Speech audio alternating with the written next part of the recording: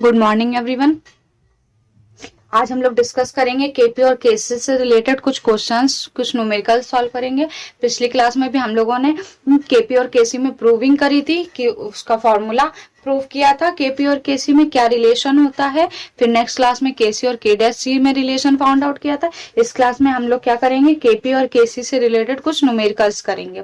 तो स्टार्ट करते हैं अपना टॉपिक। क्वेश्चन देखिए, रीड करते हैं। सबसे पहले क्या दे रखा है, अभिक्रिया H2I2 रिवर्सिबल 2HI के लिए H2, I2 तथा HI की सांद्रता साम्यावस्था में क्रमशः ये दे रखी है। और इसका यूनिट भी जरूर पढ़ लेंगे हम लोग, मोल पर लीटर हो। तो साम्य स्थिरांक की गणना कीजिए। बात साम्य स्थिरांक की कर रहा है, तो मैंने आपको पिछली क्लास में फॉर्मूला बताया था कि साम्य स्थिरांक इक्वल क्या होता है, प्रोडक्ट अपॉन रिएक्टेंट। पिछली क्लास में मैंने आपको बताया था कि साम्य स्थिरांक इक्वल टू क्या होता है, प्रोडक्ट अपॉन रिएक्टेंट। तो प्रोडक्ट क्या होता है, रिवर्सिबल के उधर वाला पूरा प्रोडक्ट होता है और रिवर्सिबल के इधर वाला पूरा क्या होता है, रिएक्टेंट होता है। तो हमारा क्या हो जाएगा, केसी इक्वल हो जाएगा हमारा HI का होल स्क्वायर अपॉन H2I2। अब मैंने बताया था कि जो ब्रैकेट होता है वो किसको शो आउट करता है, सक्रिय द्रव्यमान को। और सक्रिय द्रव्यमान बराबर फॉर्मूला क्या होता है, एक बार हम यहाँ लिख लेते हैं फॉर्मूला। सक्रिय द्रव्यमान बराबर मोलों की संख्या बटे आयतन, ये होता है। आयतन किसमें होना चाहिए, लीटर में, यानी इसका मात्रक क्या आ गया, मोल पर लीटर आ गया।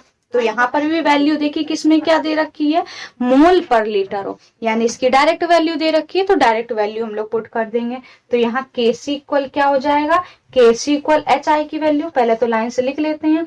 देखिए पहले क्या आया हमारे पास, H2 आया, तो H2 के लिए कितनी दे रखी है, 8 दे रखी है। I2 की कितनी दे रखी है, I2 की दे रखी है 3। फिर देखिए H2I2, फिर क्या आएगा, HI आएगा। तो HI की वैल्यू कितनी दे रखी है, 28। HI की वैल्यू हो गई, सारी वैल्यू पता हो गई। अब इसमें रख देते फॉर्मूले में। तो Kc इक्वल 28 का होल स्क्वायर अपॉन H2 की जगह 8 मल्टीप्लाई I2 की जगह 3। तो यहाँ Kc इक्वल कितना हो जाएगा हमारा, 28 इंटू 28 अपॉन 8 इंटू 3। तो कैंसिल आउट कर देंगे हम लोग यहाँ पर। तो 4 2 जा 8, 4 7 जा 28 और कैंसिल आउट।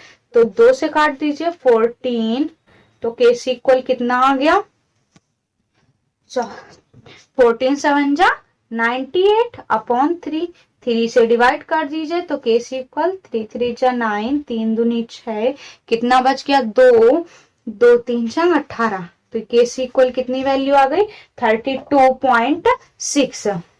32.6 आ गई वैल्यू हमारे पास, ये आ गई साम्य स्थिरांक की वैल्यू।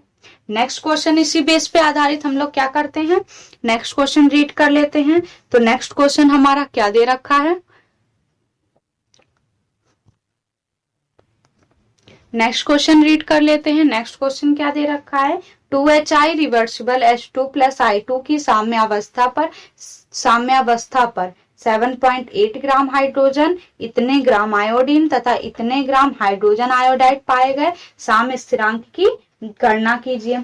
हमें साम्य स्थिरांक की वैल्यू क्या करनी है, फाइंड आउट करनी है। तो यहाँ पर देखिए, अब यहाँ पर साम्य स्थिरांक, तो फिर से साम्य स्थिरांक के लिए क्या हो जाएगा formula, Kc equal product upon reactant. तो प्रोडक्ट में क्या हो जाएगा, प्रोडक्ट में देखिए क्या, रिवर्सिबल के उस तरफ क्या होता है, सारा प्रोडक्ट होता है, और रिवर्सिबल के इस तरफ पूरा क्या होता है, रिएक्टेंट होता है। तो प्रोडक्ट में क्या क्या दे रखा है, H2 और I2 अपॉन क्या आ जाएगा फॉर्मूला, HI नंबर कहाँ जाती है, पावर में। तो ये आ गया फॉर्मूला, इसको यहीं पर छोड़ देते हैं हम लोग। अब इसकी वैल्यू निकालते हैं। तो H2 के लिए क्या हो जाएगा हमारे पास, H2 के लिए तो यहां पर हम सॉल्व कर लेंगे। H2 के लिए तो यहां लिखेंगे हम लोग H2 के लिए H2 के लिए क्या हो जाएगा सक्रिय द्रव्यमान, तो सक्रिय द्रव्यमान मोलों की संख्या क्या आ जाएगी, H2 के लिए मोलों की संख्या। तो यहाँ पर देखिए मोलों की संख्या क्या होता है फॉर्मूला, यहाँ पर लिख लेते हैं हम लोग, मोलों की संख्या बराबर दिया गया भार बटे अणु भार। ये सब हम पिछली क्लास में आप लोगों को एक्टिव मास वाले चैप्टर में बता चुके हैं, सक्रिय द्रव्यमान वाले चैप्टर में। तो यहाँ पर क्या होता है, दिया गया भार बटे अणु भार। तो यहाँ हम निकाल लेंगे H2 के लिए। तो H2 के लिए क्या हो जाएगा, हाइड्रोजन कितनी दे रखी है 7.8 अपॉन क्या हो जाएगा अणु भार। तो हाइड्रोजन का अणु भार कितना हो जाएगा, परमाणु भार 2। वैसे तो परमाणु भार हाइड्रोजन का 1 होता है, लेकिन यहाँ H2 है तो परमाणु भार कितना हो जाएगा 2। 2 से कैंसिल आउट कर दीजिए, तो 2 तिहाई 6, 2 नवा 18, इतना आ जाएगा। अब H2 के लिए सक्रिय द्रव्यमान क्या, और फिर अब क्या निकाल लेंगे हम लोग, H2 की वैल्यू निकल आई। अब किसकी वैल्यू ले लेंगे, I2 की वैल्यू ले लेंगे। तो I2 के लिए क्या हो जाएगा, I2 के लिए मोलों की संख्या क्या हो जाएगी हमारे पास, दिया गया भार बटे अणु भार, दिया गया भार बटे अणु भार हो जाएगा। तो दिया गया भार I2 के लिए क्या है, आयोडीन देखिए लिखा है क्वेश्चन में। तो आयोडीन कितनी दे रखी है 203.2 अपॉन अणु भार कितना ले लेंगे, I2 है देखिए यहाँ पर। तो I2 का I का परमाणु भार 127। अब यहाँ पर 2 है तो 2 गुणे 127 लिखेंगे हम लोग, 2 इंटू 127 लिखेंगे। तो यहाँ पर कितना आ जाएगा हमारे पास 0.8। ये आ जाएगी किसकी वैल्यू, I2 की आ जाएगी। अब तीसरी क्या यूज हुई है, HI। क्वेश्चन में क्या दे रखा है HI, तो हम लोग HI की वैल्यू निकालेंगे। यहाँ पर लिख लेते हैं HI के लिए मोलों की संख्या। तो HI के लिए मोलों की संख्या क्या हो जाएगी, फिर से वही फॉर्मूला यूज करेंगे, दिया गया भार बटे अणु भार। तो दिया गया भार HI के लिए कितना, देखिए यहाँ लिखा है हाइड्रोजन आयोडाइड पाए गए। तो यहाँ क्या हो जाएगा 1638.4 अपॉन हाइड्रोजन आयोडाइड। तो H का परमाणु भार 1 और I का परमाणु भार 127। तो टोटल कितना हो गया 128। डिवाइड कर देंगे यहाँ पर, तो वैल्यू कितनी आ जाएगी 12.8। इसकी वैल्यू आ जाएगी 12.8 आ जाएगी। अब ये सारी वैल्यू हम लोग कहाँ रख देंगे, समीकरण 1 में रख देंगे। यहाँ पर सारी वैल्यू पुट कर देंगे हम लोग। तो पुट करिए, यहाँ पर क्या आ जाएगा Kc इक्वल, ये मेन डिवाइड लगा दिया। अब ये सक्रिय द्रव्यमान को शो करता है ब्रैकेट, किसको शो करता है ब्रैकेट, सक्रिय द्रव्यमान को। और सक्रिय द्रव्यमान बराबर मैंने आपको बताया मोलों की संख्या बटे आयतन। तो यहाँ पर H2 की मोलों की संख्या कितनी है 3.9 बटे आयतन। आयतन तो दिया नहीं है तो हम लोग V मान लेते हैं, इनटू I2 का सक्रिय द्रव्यमान क्या हो जाएगा, I2 का दिया गया भार मोलों की संख्या बटे आयतन, फिर बटे क्या ले लेंगे HI। तो HI का मोलों की संख्या 12.8 अपॉन आयतन पता नहीं तो V मान लेते हैं, होल स्क्वायर लग गया। अब देखिए V 2 बार हो जाएगा तो V से V क्या हो जाएगा कैंसिल आउट, V से V कैंसिल आउट। तो Kc इक्वल कितना आ जाएगा हमारे पास 3.9 इंटू 0.8 अपॉन 12.8 का होल स्क्वायर। इस वैल्यू को हम लोग क्या कर लेंगे, कैलकुलेट कर लेंगे वैल्यू। तो हमारे पास आंसर कितना आ जाएगा 0.019। ये आ जाएगी हमारी Kc की वैल्यू जो इसमें पूछ रहा था। ये हो जाएगा इसका सॉल्यूशन। नेक्स्ट देखते हैं हम लोग, नेक्स्ट क्वेश्चन रीड करते हैं। किसी ताप पर अभिक्रिया N2+3H2